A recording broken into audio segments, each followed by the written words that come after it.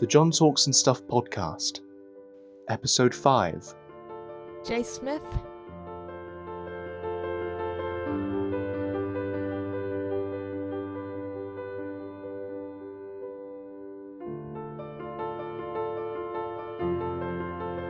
Hello, Jase. Hey dude, yeah, how's it hanging? How are you? I am right. You alright? Yeah, I'm good, thanks. Yeah. I hear you've got some Monster Energy drink. Yeah, I have. It's the mango one. It's pretty sick. Oh my god, I think my favourite one is the mango one. Yeah, totally same. Yeah, the second to that is Punch for me. I like the Punch one. Yes. Yeah. Yes, both of them. Pipeline Punch and Pacific Punch. Yeah. Both great. Yeah, I love Pipeline Punch is my second favourite. Got introduced to it by one of the other people on the podcast, who is episode 6 coming up next time. But yeah, so anyway, thank you very much for coming onto this podcast. Does mean a lot because I've been struggling to convince people to go onto this thing. So yeah, I just wanted to talk about how's lockdown been for you? Yeah, it's been alright. I mean, I didn't really do much anyway. Like, I was already finishing school with exams and all that, so I didn't have to have online classes before college or anything. Like, I was in year 11, so I basically just got to finish school early, which was pretty tight. Yeah, I mean, so there was like not many worries there, you know. Yeah, I mean, I think we're quite fortunate because like year 10s who are now year 11s are currently having to suffer through loads and loads of like online lessons just to learn all of this stuff, you know? Yeah, And- they got screwed over real bad. Yeah, and also, you know, they get to go through all of that just to come out of it and find out that none of it matters. You know, none of it matters. Yeah, totally. Obviously, it helps while you're young to get a job and stuff like that. But like once you get your like a diploma in like college or something like that, or a BTEC or whatever, you don't need to put your GCSEs on your CV anymore. Yeah, totally. Like, I'm stoked I didn't have to do them, to be honest. Like, I did well enough in my mocks that when they cancelled them, I was just like, yeah. Because I really didn't want to do them. What did you get in your GCSEs? What did you get in your? Shit, I can't remember exactly. I can't remember what I got. A couple like 7s and 8s mainly, I think. Yeah, that's nice. I got It was the highest. The highest I got was 7s. I got a 7 in photography and film studies. I got a 6 in English literature, but like nothing really that amazing from my English grades or any of my grades really. I mean, it was okay, but like I wasn't like excelling, you know? Nah, that's still tight though, dude. Like, 7s are dope. Like, Hmm. I went to a grammar school and they were very, very pushy and they were very much like, they sort of made it out like 7 is like a low pass. If you get anything worse than a 7, you've failed. And it's like, that's just not true. Like, a 5 is a high pass. Like, if I get a 7, I'm killing it, you know? Yeah, I'm not gonna lie. Like- I don't understand that logic because we were always convinced that if you just get 4.4s, you're fine because you can get into any course and anyone will hire you as long as you don't have Dude, yeah, ungradable and totally. everything. I wish that like my school had been like that, but I think you need 6 6s to get into the 6th form at where I went. So I mean, I don't know They were about the quite 6th pushy. form. yeah, I'm so glad I chose college over 6th form, genuinely. So, with the whole, shebang of lockdown, you said it didn't really affect you too much? No, not really. Like, I've just had more time to watch films and stuff. Like, it's been pretty tight, really. Like, I miss going to gigs and stuff. I used to do that a lot, and I miss seeing my mates and all that. But like, it's been pretty tight. I feel like I've grown a lot. At the risk of sounding very pretentious, I feel like I've, been a weird time for like being cut off from everyone else, not really having to think about societal viewpoints. It's just kind of time to, like, I found myself sort of rediscovering things I used to like when I was a kid or whatever, and like it's great to experiment with like how I like present myself and everything. It's been pretty cool. Yeah, I mean, I find I've said this multiple times now, but my experience of the lockdown was very much it was okay to begin with in April because I was like, hey, I've got loads of time to write. May and June is when it just dipped and I wasn't in a good place mentally. So I was very, I wasn't happy. But I think now I'm out of that. I'm very happy to be part of these courses and doing stuff with other people because that's something that I haven't been able to do. And it's not like fun when you spend 7 months just writing something on your own, and you have no one to share it with, So Yeah. it wasn't fun. But in terms of things that we're doing, because I've just mentioned book, you do designs for. Do you want to elaborate? Yeah, whatever really. If they want to commission me, like I'll do it. But mainly band merch. I've done a couple shirts and like album covers and stuff. Yeah. Um, yeah, mainly that kind of thing. But Yeah. I did some podcast art once, Hmm. and I've done a few things. But yeah, mainly shirts. Hmm. Yeah. What bands can you name any? Oh yeah, I've done some work for some really cool ones actually. There's this band called The Liar. They're proper sick, and I've done a couple cover arts and a couple shirts for them, and they're very cool. So I was really stoked when they messaged. There's probably some other pretty tight bands too, like a band called Hightail. I've done a couple shirts for them, and they're really sweet guys. So I was stoked to work with them. They're nice. Yeah, quite a few people, like small bands from local bands and stuff. I just want to help them as much as they're helping me with like they're giving me an opportunity to design and therefore build my portfolio, and I want to make them cool merch so people buy it and they get money and then they can write songs. But yeah, I think that's totally valid. I really, really, admire like the amount of that you want to help people because you'll do designs and for these bands and the merch can get people involved, and if people if they develop in terms of popularity, then having merch helps because then people will buy a memorabilia and keep it for as long as Yeah, they do. totally. Yeah. Do you earn money from it?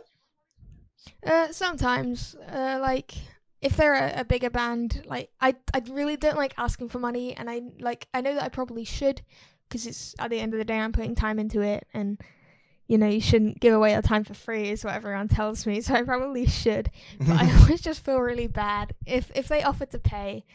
I will say yes, maybe. Yeah. Sometimes I always feel really bad, but like sometimes they send me a free shirt with a design on it, and that's cooler than money. I like getting free t-shirts. Yeah, I'm not gonna lie. I would love like a shirt that that I designed for a particular Yeah, company or whatever. It'd just be cool because you design it's something and they just send it to you.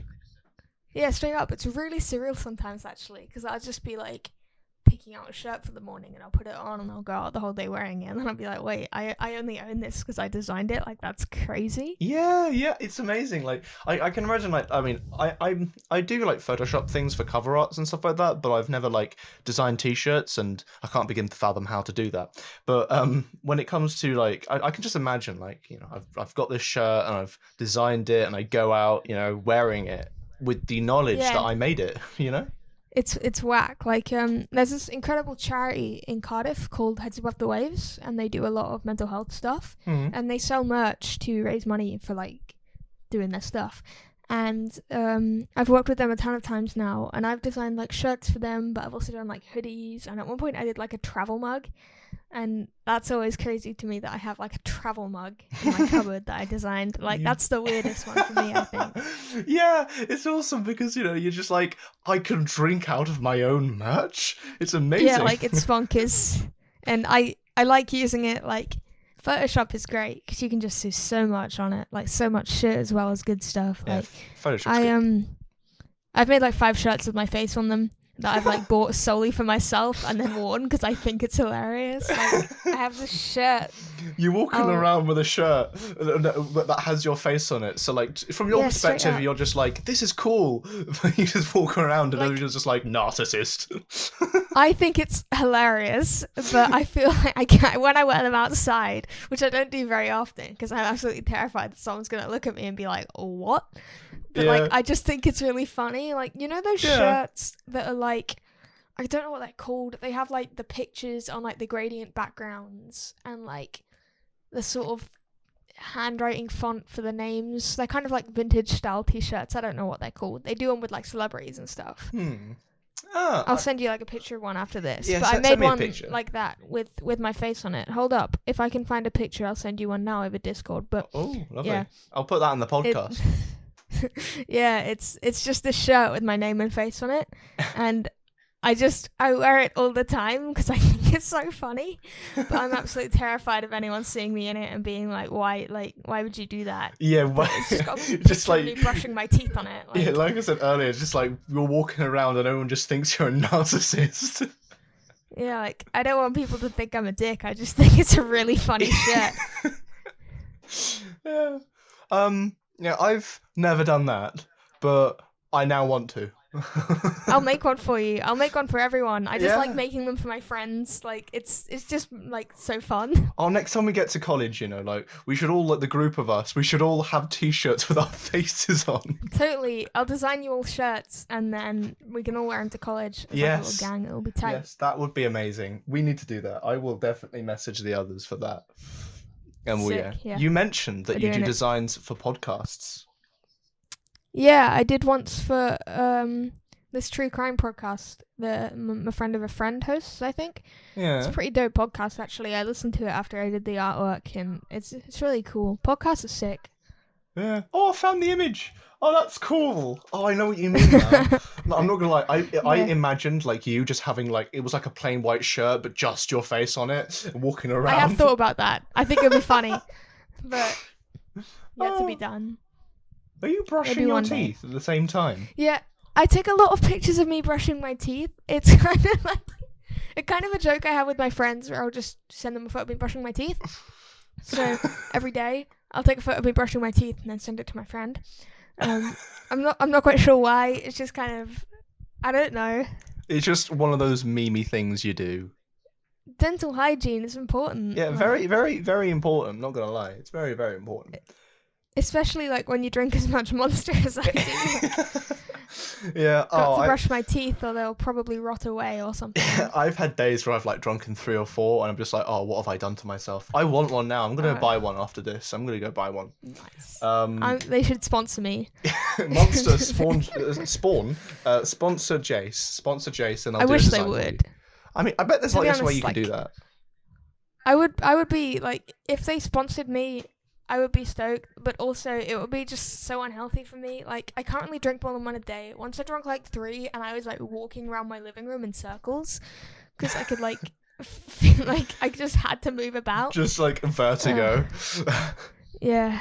Literally It was just weird. Yeah, I'm so, we've revealed many things about you. You get high off Monster, you send pictures of yourself brushing your teeth, and you wear shirts with your face on. Yeah, this was meant to like document my my creative successes, not just like the weird shit I do in my spare time. We're meant to be telling everyone that I'm cool, not that I take photos of me brushing my teeth. But yeah, so yeah, you do a podcast. You've done a podcast yourself for college and other things. Yes. Run me through the idea of it and where we can find this podcast. Oh yeah, dude, I'm hella proud of the podcast. I want to make more episodes, but like you said, it's fucking hard to get guests, man. Yeah. Like, it's hard. Yeah, like I But, literally like the first episode is just me introducing it because I knew it'd be hard to get people, and the amount of people that I've gone through, there was like this golden era piece of time back in September, August-ish, where I recorded like 3 or 4 people, and it was like going really well, and then it sort of died through November, and I was like, yeah. I got really confused, like why everyone suddenly was just like dropping out of the podcast in November when we were in a lockdown, so surely they should have more time, Yeah. I was just like, what's going on? Is everyone dying? But no, it's fine, and we're slowly building up the numbers again, and oh yeah, I need to tell you this, we're recording this currently on, I knocked my microphone, recording this on the 18th of December. It's Christmas in a week. Yeah, a week till Christmas. My Weird. God. Yeah, I know. Christmas in a week. But yeah, Crazy times. Podcast.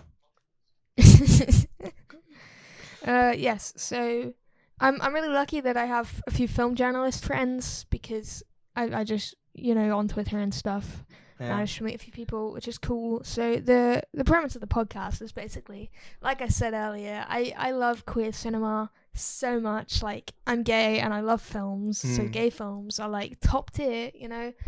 I really do love queer cinema. Like, it's what I like to write about and focus on in most everything. But the podcast, it's called Coming of Gage because I'm hilarious and make really funny puns all the time. Oh yes. It's about queer coming of age films, or coming of age films that I can like in upcoming episodes, which some I've recorded and some I'm yet to record. Maybe they don't entirely focus on entirely queer films, but like, it's subjective. But yeah, it focuses on queer coming of age because I love coming of age films so much. And I think that like coming of age is a genre that's very associated with queerness because obviously growing up, if you are queer, it's kind of the time that you figure out when you are is when you're, you know, coming of age. Like, coming of age stories are about discovering yourself, and obviously queerness is also about discovering yourself. So I think they're very interlinked, whether they're like explicitly queer or not. But in the first episode of the podcast, which is the only one that's out yet, I talked to my friend Joe, who's a really good film journalist, about Booksmart, because that's one of my favorite films, and it's got a really cool lesbian character called Amy, who I love. And it's just a dope film, and I had a really good time. It's just me and him talking about it for like an hour or so. Yeah. And in upcoming episodes, I'm hoping to do a special on Greta Gerwig, talking about Little Women and Lady Bird. Wonderful. Yeah, that sounds sick. Big fan of both of those films, and like neither of them are explicitly queer, but there's a lot of like queer potential in Lady Bird, especially. I love that queer potential. Yeah, I give everything queer potential, but like, and obviously Little Women, like, not to be controversial, but like Jo March, definitely a lesbian. Like, yes. But, actually, yeah. Thinking about recent things, I've seen this all over your Twitter. I'm just going to say their name because I know you can take it from here. Elliot Page. Yes, I was just about to talk about Elliot. I love him so much. I'm a very big fan of Elliot. I really am. Like, he's one of my all-time heroes. He's a killer dude. Very cool. Yeah. I'm talking about him on the podcast soon too, actually. Yeah. And I'm stoked about like the fact that he's queer and the fact he recently came out as trans. It means I can talk about him all the time. Yeah. Like, people are like telling me to talk about him, and I'm like, you mean you're actually like telling me to talk about it? Like, yeah. Yeah. I'm not gonna lie, it does make me like, it just makes me so happy that, you know, there's another, you know, high profile, I would say, high profile actor who is now part of that community, you know, the trans community. Yeah, totally. And I think it means so much, you know? It just means so much. Yeah, definitely. Like, there's very little trans rep in the media. Like, we're getting better at like queer rep and, you know, gay rep and lesbian rep, but there's very little trans rep. And Elliot is such a good ally. Like, he always has been. They've always used their platform incredibly well. Like, they have this show called Gaycation, which they made with their mate Ian, and it's so good. They basically go around the world and look at like what society and life is like for queer people in different places, and it's really good. It's very eye-opening. Oh, you should send that to me. I want to watch that. Oh yeah, dude, totally will do. But like, I think that like, I am queer and trans, but I think I have a lot of privilege in that my family are really cool with it, and most people around me are quite cool with it. Yeah. And it's quite eye-opening to see that there are places in the world where it's just not cool at all. Yeah, I know. It's really like upsetting because obviously there is a side to it where there are just people who can't accept it. I don't know what's wrong about it. Like, it doesn't affect their lives. I don't get it. It's so hateful for no reason, and like, but at the same time, I think it's important to be brought attention to in things like Gaycation, to know that that's what the world is like. Like, some people say like you should just like ignore it, and I think that it's important to bring attention to the fact the world is like that, so we can all acknowledge that it's wrong and then change it. Yeah, because I think we spent too long. Like, 2020 is been a very eye-opening year, like, for all these different movements. Yeah. Black Lives Matter, yada yada yada. And I think it's something that's just what people fail to realize at the moment is they think that everyone's just suddenly become racist, but the truth is we've just revealed the truth. Yeah, we live in a very systematically racist society. Yeah, Like, like the amount of like I've it's not like people have told me to get the fuck. Well, I mean, actually, no, they have. Some people have, but I'm half British, half Asian. I have the privilege of living in the United Kingdom, but also I'm part Asian, so I have this unfortunate thing where some people since the pandemic have, it's mainly online, told me to get the fuck out of the country. oh yeah, Like get dude, my that must suck. I'm disease. sorry. Yeah, and Yeah, I'm not Chinese or Japanese or Korean. I'm not like the main three that everyone thinks that, an Asian person is. I'm half Thai, you know? So yeah, and I've struggled with that in the last few months. It's mainly online, and I just ignore the comments. But the thing is, people just neglect to mention the fact that this was already here before the pandemic. The only reason it's yeah. coming to light is because all the people who bottled it up inside have now become restless since being kept indoors. So the truth is coming Straight out. up. People are just trying to find excuses for their racism and their homophobia and their prejudices because they're bored and they Yeah, think that now is a time that they can just. It's like, it's just never cool to yeah, be prejudiced, you know? Like, not it, cool. Like, yeah. It's I just think that, like, it just sucks that, like, I've been called, like, slurs walking to college, and it's like, why? Like, what do you get out of you that? have Yeah, a couple times. really. Oh my god. Yeah. Give me their address. I will come with a machete. Um, It was outside yeah. Tesco. They live outside Tesco. But yeah, I think Tesco should give me a free meal deal for that experience, wait. please. Did well, was this outside Tesco? Yeah, it was. So Tesco, I got called a slur outside of your shop, and I want a free meal deal in reparations for that, please. Oh my Thank you. god. Yeah, it's really irritating. Oh, I've got a story. I'll tell this story. I don't know if I've told it before, but I'm going to tell it again. I walked into this. It was like a Wiccan store. It was very much like for spiritual energy. They had like different Cool. stones and all that lot. Nice. I walked in, this guy, white guy, with this white couple, joking away, having a really. They were talking about like chlamydia, I think. They were talking about like really dark things. Like they had like dark humor. I thought, oh, my humor is kind of like that. I like dark jokes, to a degree, anyway. But I like dark jokes. And then as soon as he looked at me, his face went white. This was like when lockdown was easing, so shops were opening back up again. I think around August time. They were Yeah. walking in. They weren't wearing masks, by the way. They weren't wearing masks, but he was happy to have a joke with them. He saw me walk in with a mask, obeying regulations. His face went white, and he barely spoke a word. You know? That's crazy, man. Like I don't get it. Like Yeah, it's just weird. yeah. It's just weird. One of my friends actually turned around and said, "I think that's what you would call a microaggression." They didn't do anything, but you can tell that they were Yeah. so scared that they're so ill-informed that they are terrified of you. You know? Yeah, that's the thing. I think a lot of the time it's just like ill-informedness, and like that's why I'm stoked that people like Elliot um have that platform, and I just want people to get educated so they can get over their prejudices. Like Mm. it's stupid, man. There's a wonderful speech which is actually on my saved Instagram. I don't know if it's still there, but I've saved it to my Instagram. So you can go onto the saved, not shaved, yes, the shaved Instagram. No, you can go onto the profile. I'm just clicking on it now, and then there's the saved icon, and it has a speech talking about racism in America, and it's the similar kind of thing where people have an ugliness within them, and it's about people don't necessarily get angry about the fact that there are these other people who are of a different race. They're angry because of their innocence that they don't have anymore, because the country of America is built on destruction when you think about it, Yeah. and so yeah, we're getting political, but like that's it's a really good speech, and I highly recommend anyone to check it out. It's on the saved part of my Instagram, and it's just a wonderful person who's saying it. That's cool. I'll Um, check it out for sure.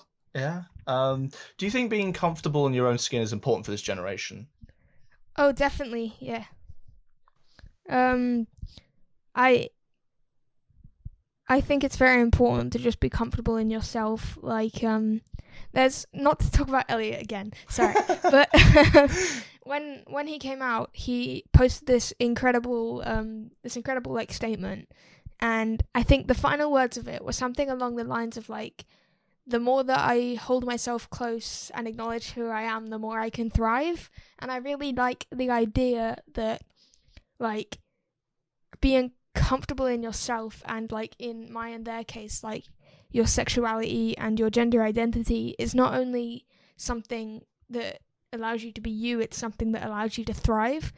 Like, to you know, like, I think you can exist without feeling entirely comfortable in your skin, but I think it's really important to feel comfortable in your skin to you know, live to the fullest extent of yourself. Yeah, I think too many straight cis people, too many think that it's like because obviously they haven't got the same experience, they would probably like look to you and just think, why aren't you straight? You know, like, or like, why aren't you this? Why aren't you that? Why do you feel this? Why do you think that? And it's the ignorance that I think is the problem, because people they just don't care. You know, they're just like, why don't you have the same experience as me? We're all human, you know, and I just don't like that excuse.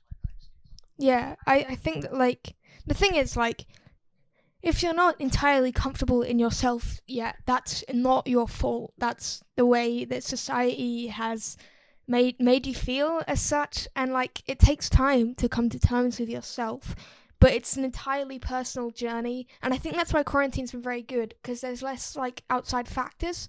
But I think gender especially is a very personal journey, and people should just be allowed to take as much time as they need to do that. And I think that, like, society is so obsessed, especially with the concept of a gender binary, like, everything is pushed within a gender binary, and like, I don't think binary gender is a terrible thing, and especially for binary trans people, it's very comfortable for them, and that's great. But I do think that the concept of a gender binary is very confining, and it's good to just step away from it sometimes and just look at things from a more, like, we're all just, like, on this earth, you know? It's weird. Yeah. So, explain gender binary. Like, pretend I'm an ignorant white cis male. Well, I don't really know, man. I wouldn't say I'm an expert on it, but it's just the concept of, like, male and female existing as the two options. Like, you're black and white, it's set in stone. Yeah, I think you're allowed to feel whatever you want. My personal journey, I've always like expressed myself as male, and I will continue to do so. And I don't struggle with dysmorphia. My sexuality is always coming into question. I will admit that. There was a time when I thought I was bi, and then I was like, well, I'm not really attracted to anyone. The reason I thought I was bi is because I wasn't romantically interested in anyone. So now I'm like leaning towards demisexual, asexual. But the thing is, I'm sort of just like, I don't want to label it now, because I did label it because I thought, cool. I'll just identify as that. But I do think I just need to like let time go on, because the thing is, it could be like the age-old saying of, you just haven't found the right one, and I might end up just, you know, falling in love with someone, you know, and the relationship will be just like any other. Not that you know, relationships for asexual people aren't like any other, but you know, or can't be. Because that's not what asexual means. Demisexual, it's not like void of having sex or romantic attraction. It is just, that's not the first thing you think about, you know? Yeah, totally. I totally get where you're coming from, yeah. Yeah. Yeah, so, you know, I find myself, you know, just sort of wanting to do me and just carry on with life, you know, and I'm happy for some platonic love. And well, yeah. I think the thing about labels is a lot of people feel very comfortable in them, and I used to feel very comfortable in them, and I think that they're great if you feel comfortable in them, like having a label to sort of align yourself proudly with. That's fantastic if, you know, you do you. But I do also think that there's a lot of pressure to label yourself. Yeah. And I think that if you don't, like, if you want to label yourself, go ahead, do it, and, you know, go shout that label from the rooftops. That's tight. But I just think if you don't want to label yourself, that's equally as tight. Like, in terms of gender, I don't label mine. I use any pronouns. I just go with it. And so you use he, they, she. Easier. You use he, they, she. Yeah, but I'll use anything. Like, you could refer to me as anything. I can refer to you as Blobby. Yeah, totally. I wouldn't. Yes. I wouldn't care. Like, it's just. I don't know. I get what you I mean. feel. Yeah. Like I feel less like I have to be aligned with anything, and like it's weirder with sexuality, especially because I'm so flippant about gender personally. It's Mm, kind of like I feel almost like a hypocrite if I have mm. a very like aligned sexuality. Like I'm fairly sure I only like girls, but obviously that's a bit too specific for my liking because that just enforces a binary gender that I try and step away from. So I Yeah. don't really like to label things because Yeah, I just it's one who of those knows, things you know what you're attracted to, but you also Yeah. it's weird. It's like one of those things where you're just a bit like technically that goes against my opinion, you know, or something like that. I mean, that's not Yeah. exactly what you said, but No, it's totally yeah, though. Like at the end of the day, it's me personally, and I don't owe anyone yeah, commentary or borders or guides on who I'm gonna end up liking. It's just kind of like yeah. If it happens, I'm it gonna happens. like who I like, but Yeah, also I like don't like men very much. yes. I'm not gonna lie, it's one of those things. It's like you're very much like I'm pretty sure I like girls, but if in some magical realm that suddenly it goes the other way, then so be it. That's your stance on it.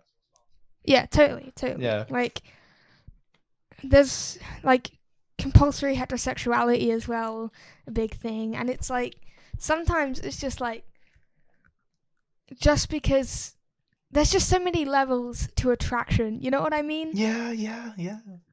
There's Like like they there's could be on the level of like I find this actor good looking, yeah. and that's completely tied to like I want a relationship with that person. Like it's an entirely different thing. Yeah. But you've got the different levels of intimacy that is very much just sort of key to what you want. And Mhm. I don't think you should be pressured to fall in love with someone because like the primary school or secondary school thing where you talk like if I were to talk to a girl, for like more than 2 days, everyone would be like, "Oh, you really fancy her," or and I'm Yeah, just sort yeah, of sitting here just like, I just want her to be my friend. She's much cooler than everyone else here, you know. yeah, And it's one of those things, or like, if you don't want to talk to guys, you're immediately gay. It doesn't mean that, in my yeah, case. Or if a girl talks to a load of guys, it means they're a whore. It's yeah. really like it doesn't make any sense, but it's just the stereotypes that people think. It's like, oh, you're doing this and this. Definitely. I think that like as a society we're very pushy with stereotypes, and like even just internally there's a lot of like programmed stereotypes that are just sort of ingrained into you, and you sort of have to actively try and unlearn those things. Like especially when it comes to women, like there's just so much societal like like even the concept of virginity and stuff, like it's Mm. just all so ingrained in society's misogyny that you just kind of have to unlearn it all. Yeah, it's one of those things where you're brought up as a kid like like me, you, we are lucky that we grew up in the generation that changed things in Yeah. terms of the opinion, because the majority of the Gen Z generation are very much we're very much liberal, very much on the front of like be who you are, love who you want. We're very open about it. Yep. But the thing is, when we were growing up, we were exposed to the previous generation or the generation thereof before.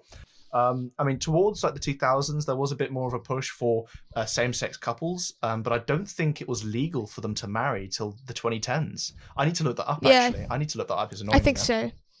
I'm not 100% sure on the facts. Probably should be, but I think it's just it happened in so many countries at different times. But I think it was the 2010s. It was definitely 2010s in America. Yeah, I think it was still like early 2010s over here. yeah. But yeah, it's just like we live in like such a pointlessly prejudiced society. It makes like I think that the only time that prejudice should be acceptable is in Jane Austen's novel Pride and Prejudice. That's the only time it should be allowed. Pride and Prejudice. Pride and Prejudice is pretty good. I like it. It's funny you mentioned that. I've been reading some Jane Austen novels recently. I fucking love Jane Austen, actually. Yeah, Jane like Austen's the good. drama. Yeah. The drama and the romance, she's so good at it. Like her stories are quite wordy. I'm not very good at reading her books because there's so many words and I get distracted. Audiobook. But like, yeah, audiobooks are good. I listen to the Pride and Prejudice audiobook a lot. Yeah.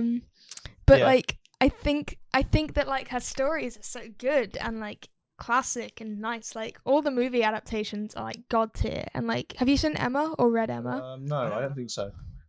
They recently remade Emma, which is an Austen novel with Anya Taylor-Joy, and I fucking love Anya Taylor-Joy like, so much. Yeah, I like Anya Taylor-Joy. She's good. I mean, the first thing I saw her in was one of her biggest roles, The Witch, and then Yes. I saw her in Split. I don't know, she's just a really good actress, and I can see her career. I don't know what her accent is though. Like sometimes she's American, sometimes she's Scottish, then she does Irish in some interviews, and then she's just English. And I'm just sort of like, what's going on? I think she's English in real life, but I'm not 100% sure, so don't quote me on that. But like, I love her. She's such a talent. Especially, she's in this film called Thoroughbreds, which like barely anyone I know has seen, but it's so good. Like, one of my favorite genres of cinema is probably like women killing men. That's cinema. Jesus Christ. I don't know if you've seen Ready or Not, but that's like, okay, so like good for her cinema. So at the end of the film, you're just like, yeah, good for her, Yeah. That's the best genre of film, like whether it's like a thriller, like with like a final girl, that kind of thing. If you watch like Jennifer's Body, stuff like that, if you watch the film and at the end you're like, yeah, good for her, that's a good film. And there's this film called Thoroughbreds where Anya Taylor-Joy fucking hates her stepdad and wants to kill him. And it's like really queer coded, and it's just like god tier cinema, really well paced and made. It's really good. I would recommend it to anyone. Yeah.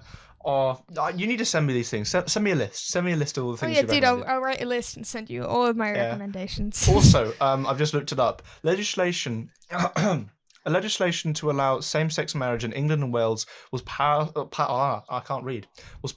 the Parliament of the United Kingdom in July 2013 and took effect on 13th of March 2014.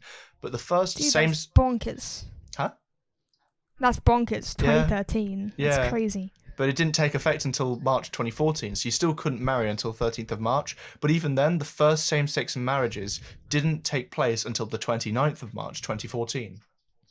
Bro, that's crazy. I would have been like, 2014, that's 6 years ago. I would have been 10. Like, at 10. Like, I started to sort of think about my sexuality at, like, age 10, 11. I mean... So it's crazy to me that I was, like, pondering illegal things. I would definitely... I mean, July 2013, I'd be 9. By March 2014, I'd be 10. Yeah, I think so. Yeah. But yeah, so very much... I don't know, it's just one of those things where you're just like, Jesus Christ, we haven't really developed that much because, when was it legal for gay people to exist? When it was legal for I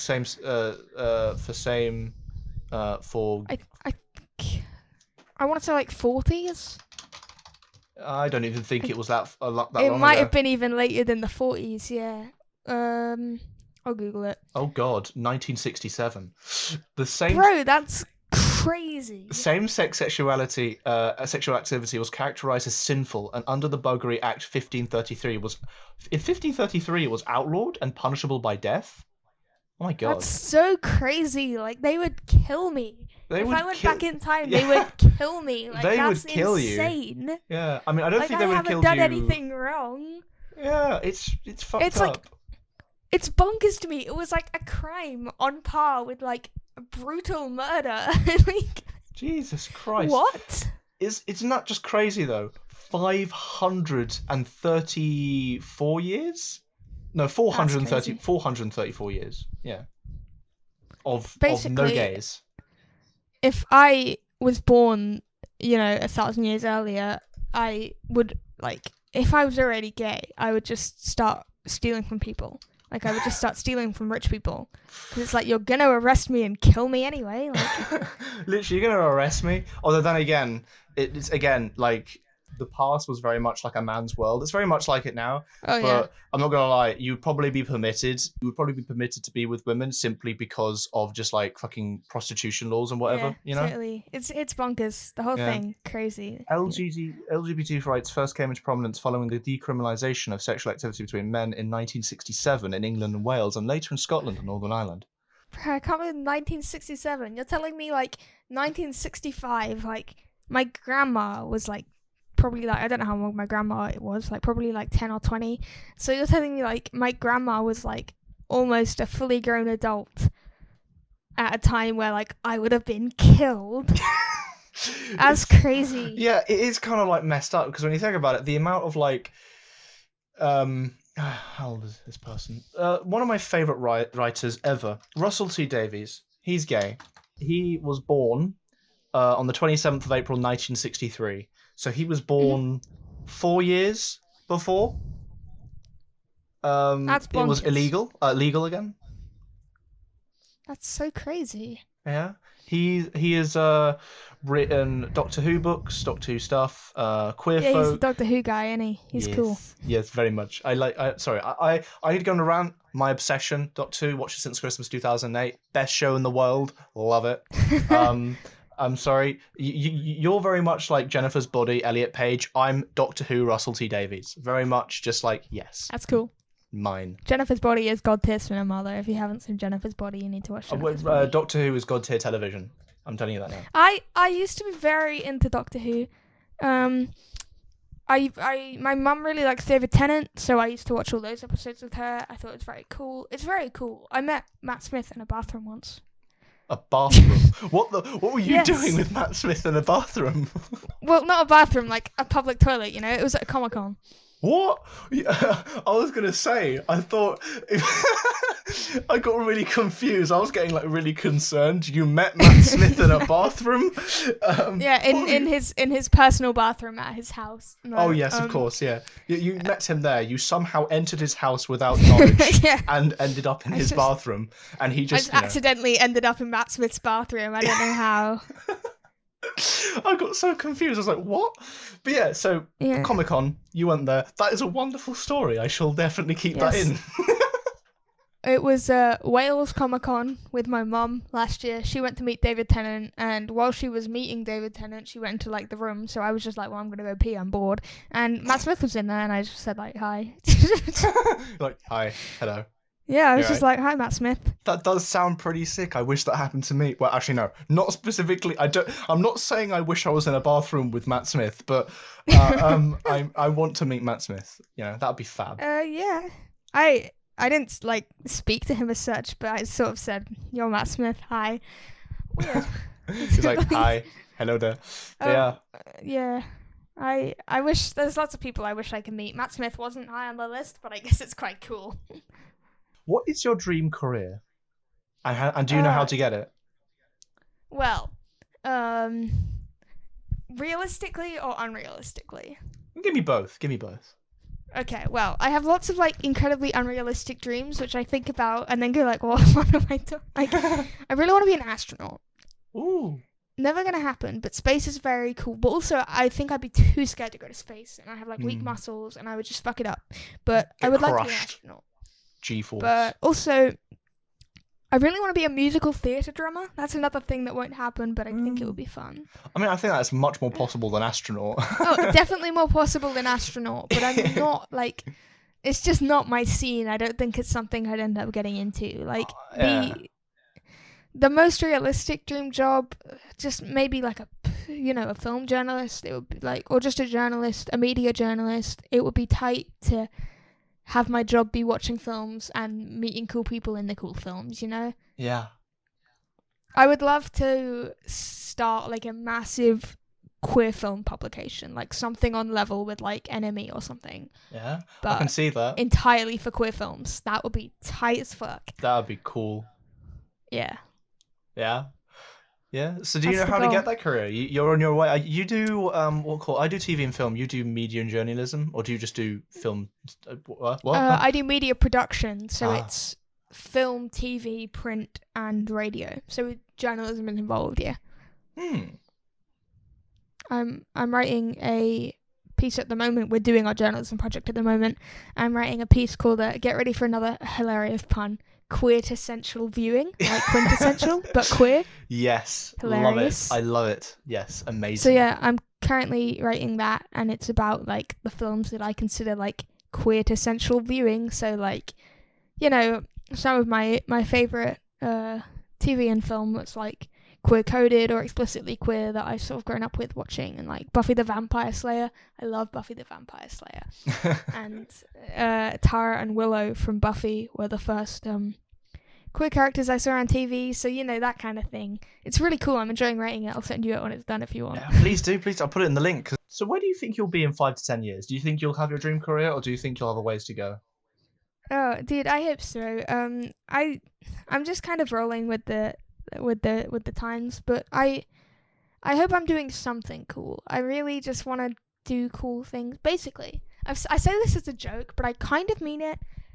Like, the goal is entirely motivated by meeting Elliot Page.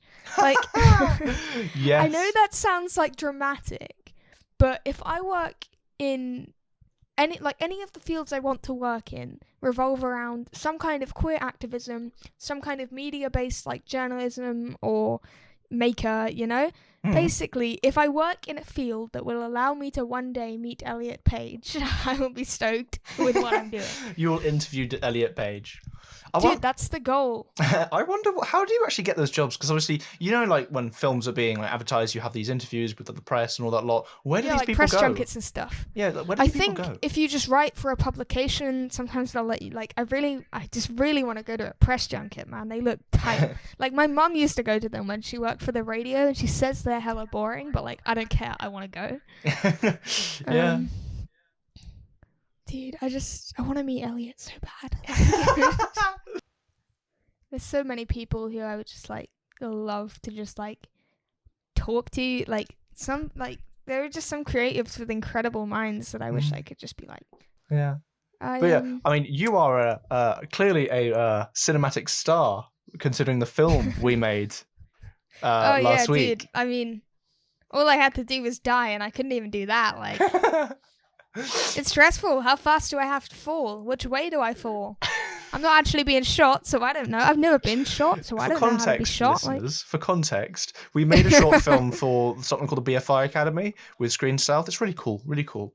And basically, we got introduced to it through our college. But the thing is, the whole thing was we got introduced to it, and we had to make this like short film in half an hour. We had half an hour to film something. So the story is that this spy, Jase here, has their typewriter. I'm a spy. Yeah, you got a typewriter, and you're just typing away. You found some secrets, and then we have one of our friends walk in and shoot them dead, but we had to film it all over Zoom, so it just looks really weird. And for some reason, the final shot is a Super 8 camera being shot up my window, as if it's all being filmed. But the funny thing is that you've got the curtains closed, so I'm just filming my curtains. Yeah, you're just filming the curtains, man. In terms of like, yourself as a person, does it feel good to feel accepted for who you are, for the friends you have? Because you spoke earlier about how you have a good family to accept who you are, your gender issues, your sexuality, and you've also got friends at college. I'm around, I accept you. Thanks. Yeah, it's it feels cool. I just want to be able to, like, there's so many cool queer and trans people in the world, and there's cool like older queer trans people, but there's like just so many cool queer trans youth in the world who, and like especially with journalism, like the fact I'm queer and trans gives me like a more nuanced perspective, because like Jesus, like on the TV or whatever, it's just like constantly like so like that's what this one angry white cis old man has to say on that topic. Now we'll ask this other angry white cis old man, because like he's gonna have anything different to say if you just keep asking straight cis white men their opinions on things. It's not a perspective that I don't care about what a straight cis white man thinks of something. I care about what queer people think of things, and what trans people think of things, and what women think of things, and what people who, have the more nuanced perspective, because they've had to, like, it's kind of like trans people especially, like, obviously, 100% no doubt that trans men are men and trans women are women, but you can't deny that, like, they have different perspectives, and that's a good thing. Like, I would rather you interview a trans man than a cis man, because a trans man has had to go through, the dysphoria and the process of being a trans person. They have that perspective on society that a cis man could never have. You know what I mean? Like, Yeah, it's just I kind of definitely like, understand you. Like, it's very much one of those things where you're just like, well, their experience is going to be so much more complicated, and they're yeah, going to have so much more experience of like how it is and how they can deal with the prejudice of the world, because trans people not only do they have to go through the shit, from family if they don't agree, but they also have to, go through the actual physical process. testosterone's a bitch to get, first of all. Like, I'm not sure on it personally. I still don't know whether I want it or not, because it, some non-binary people take it, some don't. It's all very personal preference, once again, just like everything else. But I know, like, through looking at it in the past and like friends as well, it's a bitch to get. It's not easy. And like, hormones in general are just not easy to get. Yeah. So Do you see like, yourself transitioning, or do you see yourself just staying as you are? I don't really know. It's like, being non-binary, it's a weird one, because it's like, I don't really feel any like set in stone dysphoria. Like, I don't feel like, oh, this is too feminine, this is too masculine. It's just like everything is too something. Like, yeah. So I feel like if I did transition, I would feel too masculine. But right now I feel too feminine. But there's not really any way to, you know what I mean? Like, I think maybe I'd get top surgery, but I don't bind much anyway, because like, it hurts, and I wear very baggy t-shirts, so I don't really need to. But it's just kind of like, I guess it's all personal preference, and I've got time to decide. And at the end of the day, like, you know who you are, you experience this dysphoria, but you're very much on the front of like, at the moment, doesn't mean not in the future. At the moment, you're very much just like, oh, I don't need to change anything at the moment. Yeah, like, mainly because I don't want to have to go through that if I don't know. It's just kind of like, I don't know. It's just kind of about putting myself in, like, being non-binary dysphoria is weird. It's like, because I have identified quite a few different ways, but like, with being non-binary, it's kind of like, if I do this, they'll see me as a guy. If I do this, they'll see me as a girl. And I genuinely don't want to be perceived as either. Yeah. Like, so it's just a difficult one, because like, we live in such a gendered society. Again, everything you do has some kind of gender connotation to it, and I just don't want that. Yeah, it's like, even like, I'll find an example. Opening the door for someone, like, that's stereotypically seen as a man thing to do, yeah. Yeah. We just gender everything in the world, and it makes everything hard. But like, I just try and, I always say that I'm too cool for gender, which isn't true, obviously, but it's just a nice way to, like, like, I love the fuck you attitude it has. It has the fuck you attitude of like, I am too cool for this shit, Yeah, like, obviously I don't actually believe that, but it helps to sort of put that out there in the universe in that kind of way. Like, obviously I'm not above the age-old concept of gender, but I don't want any part in it, Yeah. So just, separate me from that narrative of binary gender, I do think we're becoming more open, but it's weird. Like, we're becoming more open in terms of our generation, but I think the older generations are definitely lagging behind. Oh yeah, definitely. Like, I think some of the biggest problems of our generation, I will sound like an old person, but please, definitely, the climate. I think we need to fix up the planet. I also think we need to be more accepting of each other, because I think the lockdown has made us scared of each other, very much so. I get it. I get it a lot. I walk down the street and like, old people will like dodge out my way. Like, this old lady the other day saw me walking down the street, and I was on like, it was like me and her on the road. We were walking towards each other, and the other side there was like loads and loads of people. She saw me, a single Asian person walking down the street. She actually crossed the road and walked onto the busy road. Well, not road, busy pavement. And I'm like, what? Are you all right? That's crazy. Yeah, it's just kind of, at the end of the day, I've started to realize and try and live my life like only for myself, and like not in like a selfish way, because I love my friends and I love the people around me, but at the end of the day you have to live in your own body for your own life. You know, it's like you need to put yourself first always, because that's the only way that you can take care of yourself, because it, you know what I mean? I think we live in a society that definitely needs to be more selfless and caring about others, but we also need to live in a society where people just sort of keep to themselves.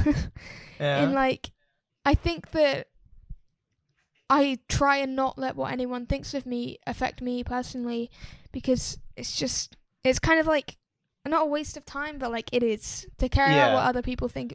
And like at the end of the day, I always try and never think negatively of anyone. Like I do genuinely try my very best, but sometimes you just don't like people, and it's okay to not like people if you think they're rude or mean, you know? And like sometimes you need to think like there are people that I don't like, people that I don't like justifiably, and then there's also just people that I don't like because just irrationally in my brain I'm just like, well, I don't like you very much. And not like in a bad way, it's just like I'm not particularly keen on you. And it's like people must feel that way about me as well, and that's fair enough, because you know what, I feel that way about a few people. So it's just kind of like some people, you don't like everyone, so don't expect everyone to like you. No, I think you're great. But yeah, like just you can't expect everyone to like obviously you can expect people to not be homophobic or racist towards you, like there's no excuse for that, but people, you know what I mean, like you just have to live for yourself. Yeah, there are people who will just turn around and like you. Like people, like sometimes people just don't like you either for jealousy, or they just don't like you because your personality doesn't match who they are. Like the amount of people like that's fair enough. Yeah, like there's so many people that I know who I personally think are uptight, and they don't like me because I'm too like I'm too unpredictable as a person, you know? Yeah. And some people don't like that about people. Some people want to have very professional kind of relationships where you talk to each other formally, but you know that, but that's what you consider a friend. You know, I know people who are like that. It's like going to a meeting when you talk to them, because they're very much like, oh, how are you today? And then they get this like, it's like it's structured. It's like a podcast, you know, but just a lot more formal, you know, very, very structured. I'm not very good at structure in anything, but like, yeah, totally. It's just kind of like people are people, and they have their own personality and quirks and ways of doing things, which, you know, that's just how they are. And, you know, people can grate on me, and I'm sure I grate on people, because I can be quite annoying sometimes. Like, I really can be. But, like, and if people don't like me for reasons like, maybe I talk about films too much or something, that's fair enough. Like, if you don't like films and all I talk about is films, I understand you not wanting to talk to me. Like, if I don't like football. If someone wanted to exclusively talk to me about football, I just wouldn't know what to say. I probably wouldn't enjoy talking to them that much. We're all only human, but yeah, I do try and be as positive as possible. Yeah, just because it's like, I'm one of those people who tends to have more negative days than positive days. But the beauty is that when I do have a positive day, it hits so much harder, and so I remember those experiences so much more. Because I'm pretty much a depressive creative, very much someone who's just like, you know. But you know, when I do have the good days and I'm on a streak and writing, or maybe I've made something that I'm actually proud of, you know, then I'm very much like on the front of like, when I'm done with this podcast, I'll be so happy, you know, it's another episode, you know, it's very hard to get these done. And, you know, it's one of those things where it's just like, oh, that was a good day, you know? And there are days where it just like positivity just hits me, where I'll be walking to work. And then it's literally just like, hey, work. You know, but then there are other days where I'm just like, I really don't want to do this. I want to go home, you know? Totally. Yeah, like it happens.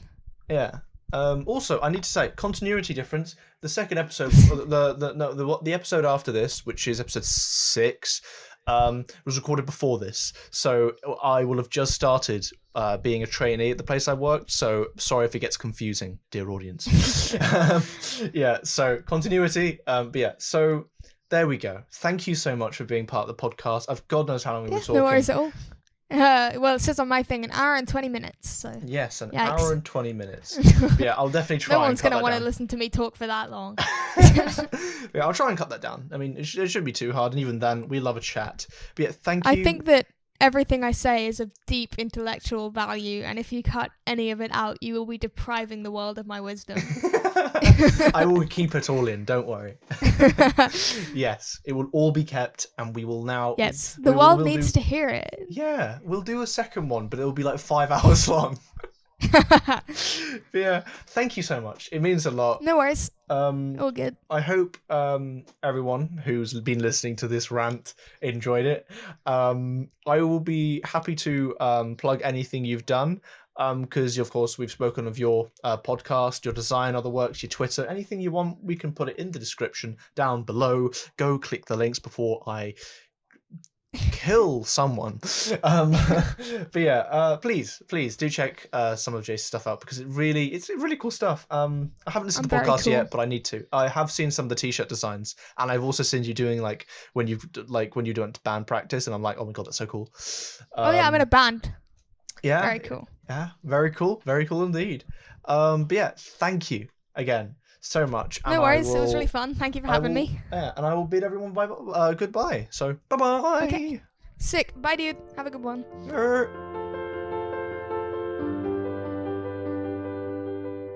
The John Talks and Stuff podcast, episode 5. Jase Smith.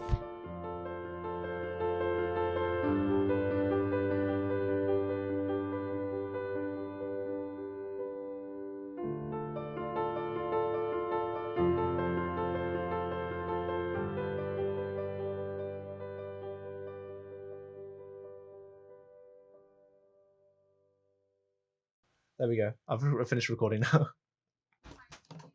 What? Oh my god. But yeah, that was pretty fun. It was an hour and 22 minutes and 44 seconds.